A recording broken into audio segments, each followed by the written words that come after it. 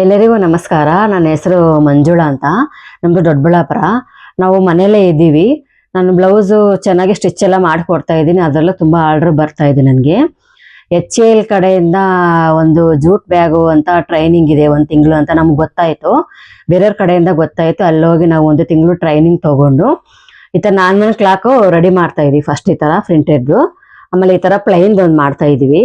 Next ಇದು jute bag, lunch bag, design bag, ಈ ಥರ ಎಲ್ಲ ಮಾಡ್ಕೊಡ್ತಾ ಇದ್ದೀವಿ. ಯಾಕೆಂದರೆ ಇದು ಆರ್ಡ್ರ್ ಬಂದಿದೆ. ಆ್ಯಕ್ಚುಲಿ ನಾವು ರೆಡಿ ಮಾಡಿಕೊಡ್ತಾ ಇದ್ದೀವಿ. ಇನ್ನೂ ಆರ್ಡ್ರ್ ಬರಬೇಕು ಅಂತ ಕೇಳ್ಕೊತಾ ಇದ್ದೀವಿ. HLಗೆ ಎಷ್ಟು ಹೇಳಿದ್ರು ಧನ್ಯವಾದ, ಎಷ್ಟು ಹೇಳಿದ್ರು ಟ್ಯಾಂಕ್ಸ್ ಹೇಳಿದ್ರು ಸಾಲಲ್ಲ.